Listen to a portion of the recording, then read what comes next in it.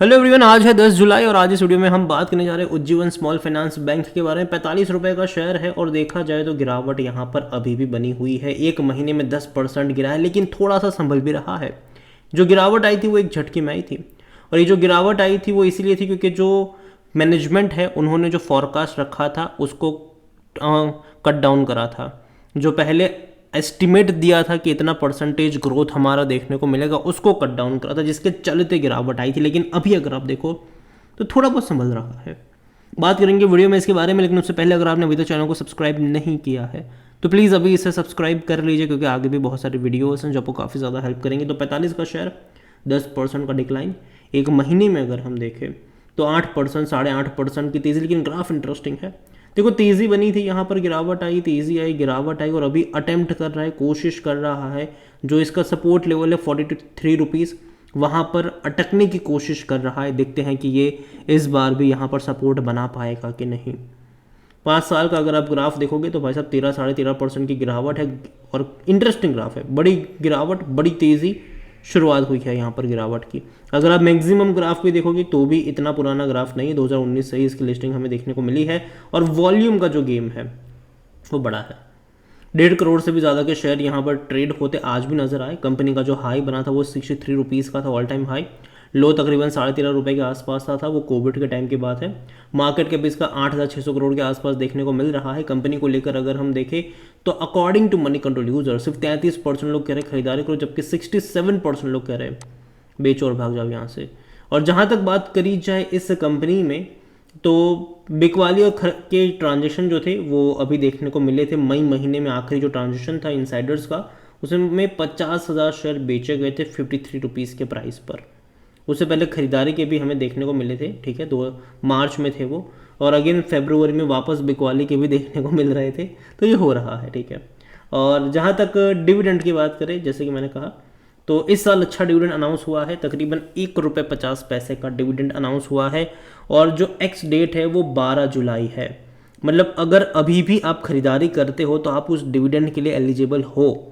अगर आप कल भी खरीदारी करते हो तो आप उस डिविडेंड के लिए एलिजिबल हो, लेकिन 12 तारीख को अगर आप करते हो तब नहीं आपको मिलेगा। और इवन 12 तारीख को गिरावट हमें यहाँ पर देखने को मिलेगी।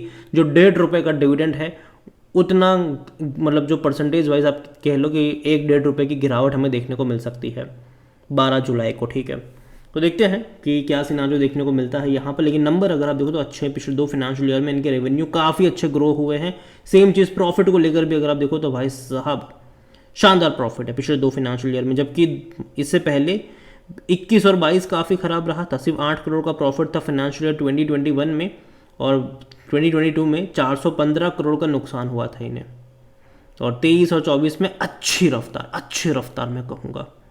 और जहाँ तक देखा जाए इस बैंक को लेकर तो इसका पी रेशो अभी भी 6.77 का है, सेक्टर पे 18 का। देखो, देखने में सस्ता है, ठीक है, इसमें कोई शक की बात नहीं है। इवन जब इससे पहले भी जब मैंने इसके ऊपर वीडियो बनाया था, जब ये 55-60 के आसपास का था, तब मैंने कहा था कि भले ही इसका पी रेशो आपको सस्ता लग रहा है, लेकिन अगर आप ग्राफ देखते हो तो वो थोड़ा सा नेगेटिव है, जिसके चलते थोड़ा सा गिरावट एक्सपेक्टेड रहेगा। और जब कंपनी, जो बैंक का जो मैनेजमेंट है वो खुद ही अपना फॉरकास्ट कह रहा है कि भैया कम होगा, जो प्रोजेक्ट कर रहे थे उससे, तो जाहिर सी बात है गिरावट आएगी। फिर भले ही इसका पी कितना ही सस्ता क्यों ना हो, ठीक है।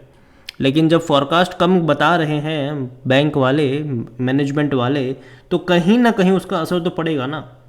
तो वही चीज़ है, और एक रेंज में है अभी ये 40 से 45 रुपये का जो लेवल है, कहीं ना कहीं वहाँ पर एक बाइंग इंटरेस्ट जनरेट होता है, हुआ हमने देखा है। और अगर 50 से 55 की रेंज में जा रहा है तो कहीं ना कहीं एक सेलिंग इंटरेस्ट भी वहाँ पर आता नजर आ रहा है। तो रेंज में ये अटक रहा है अभी। हालांकि 100% एनालिस्ट कहते हैं खरीदारी को। देखो, मुझे ये बैंक पसंद है, मैं ये नहीं कह रहा कि मुझे पसंद नहीं, अब मुझे पसंद है, लेकिन वैल्यूएशन के हिसाब से, चार्ट के हिसाब से भी देखना ज़रूरी होता है। और वहाँ पर अगर मैं देखता हूँ तो मुझे 40 से 45 वाला लेवल है, मुझे वो अच्छा लगता है। और जहाँ तक फिनेंशियल्स देखे इसके, तो पिछले 2 क्वार्टर में नंबर्स, जो इवन लास्ट क्वार्टर के जो नंबर थे वो अच्छे थे, रेवेन्यू वाइज अच्छे थे, लेकिन प्रॉफिट वाइज देखा जाए तो अभी भी उस तरीके का ग्रोथ नहीं है।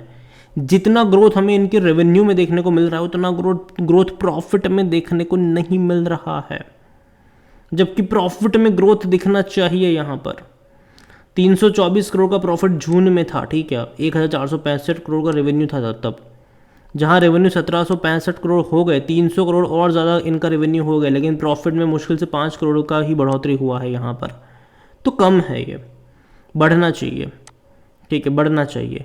अब देखते हैं कि जून के नतीजे जो आते हैं वो कैसे आते हैं। देखो मैं उम्मीद तो यही करूंगा कि अच्छे रिजल्ट्स आए इनके, जिससे भाई साहब शेयर में तेज़ी बरकरार रहे, मतलब अभी बरकरार तो नहीं है लेकिन शेयर में थोड़ी बहुत तेज़ी हमें देखने को मिल जाए। और जहाँ तक शेयर होल्डिंग की बात करें तो जो प्रमोटर है उनकी पास यहाँ पर जो मार्च में अगर आप देखोगे तो 73.52% का स्टेक प्रमोटर के पास है, एक भी शेयर गिरवी नहीं है। 0.58% म्यूचुअल फंड के पास है, 1.75% डोमेस्टिक इंस्टीट्यूशन के पास है, 3.49% एफआईएल्स यहाँ पर लेकर बैठे हुए हैं, और रिटेल और अदर की मिलाकर यहाँ पर 20.67% की होल्डिंग है, जिनमें से रिटेल इन्वेस्टर 13.48% का स्टेक यहाँ पर लेकर बैठे हुए हैं। तो देखिए ओवरऑल मैं यही कहूँगा इस कंपनी को लेकर के, देखो कंपनी ख़राब नहीं है, ठीक है। बैंक ये छोटा बैंक है, बहुत ही छोटा बैंक है, ये मार्केट कैप भी काफ़ी छोटा, लेकिन ख़राब ये बैंक नहीं है, ये एक रेंज में अटका है। और कहीं ना कहीं अगर आप देखोगे तो जब गिरावट आती है तो भैया बड़ी गिरावट आती है यहाँ पर। जब 14-15 पे था तब भी इसका जो पी रेशो था तब भी सस्ता था, ठीक है। तो ये कहना कि भाई साहब पी रेशो अब भी सस्ता है तो कोई दिक्कत नहीं है, ये जल्दबाजी होगी। तो यहाँ पर मुझे लगता है कि जहाँ तक इसका जो इनिशियल सपोर्ट है वो तकरीबन 43 रुपीज़ के आसपास देखने को मिल रहा है, तो कहीं ना कहीं इस लेवल पे इसका बना रहना ज़रूरी है। अगर 43 रुपीज़ का लेवल टूटता है तो नीचे और डीप करेक्शन देखने को मिल सकते हैं और 40 रुपये का लेवल आपको दिखा देगा। लेकिन अगेन मैं कहूँगा कि मुझे वो लेवल अच्छा लगता है, वहाँ से मुझे लगता है कि एटलीस्ट बाइंग इंटरेस्ट जो है वो उस लेवल पर जनरेट होता हुआ आपको नज़र आ सकता है, तो वहाँ पर आपकी नज़र होनी चाहिए। इसके अलावा अच्छा डिविडेंड पे आउट करता है, कोई शक की बात नहीं है। इसने 45 रुपये का शेयर आपको 1.5 रुपये का डिविडेंड पे कर रहा है, तो ये बहुत अच्छा है। और इवन अगर आपकी बाइंग 2022 की थी हो, जब शेयर 14-15 रुपये का था, और 14-15 रुपये का शेयर अगर आपको 1.5 रुपये का डिविडेंड पे कर रहा है तो 10% आपका डिविडेंड से हो गया, जितना भैया एफडी भी नहीं देती आपको बैंक एफडी। तो ये चीज़ भी यहाँ पर ज़रूर है। देखो ओवरऑल मैं इतना ही कहूँ कि अगर आपके पास है तो होल्ड कर सकते हो, लेकिन हाँ नज़रिया आपका लॉन्ग टर्म का होना चाहिए। शॉर्ट टर्म की जहाँ तक बात है मैं थोड़ा सा वेट करना ज़्यादा पसंद करूँगा। एटलीस्ट मुझे ये 43 रुपीज़ का लेवल जो है वहाँ पर एक सपोर्ट बन रहा है कि नहीं वो देखना है आने वाले कुछ दिनों के लिए, क्योंकि देखा जाए तो वहाँ से गिरावट आई लेकिन थोड़ा बहुत संभला ज़रूर है, तो यहाँ पर ये रुकना चाहिए। कहीं ऐसा ना हो कि वापस से गिरावट शुरू हो जाए, 43 रुपीज़ का लेवल भी तोड़ दे, तो वो चीज़ आपको यहाँ पर ध्यान में रखनी है। और इवन अगर आप बाय करके चल भी रहे हो तो आपका जो अप्रोच है वो बाय ऑन डिप्स का होना चाहिए, हर 10-15% के डिक्लाइन पर, ना कि 2-3 रुपये गिरे, मतलब 1-2 रुपये गिरे और आप एवरेज करने यहाँ पर लग जाओ, जी नहीं। और जो नज़रिया है वो लॉन्ग टर्म का होना चाहिए। अगेन ये मेरा पर्सनल ओपिनियन है, कोई भी इन्वेस्टमेंट एडवाइस नहीं। वीडियो को यहीं पे एंड करता हूँ, पसंद है हो तो लाइक करो, शेयर करो, चैनल पर अगर पहली बार है तो प्लीज़ सब्सक्राइब करें। और उज्जीवन स्मॉल फाइनेंस बैंक के बारे में क्या सोचते हैं वो भी आप मुझे कमेंट में लिख के बता सकते हैं। Thank you.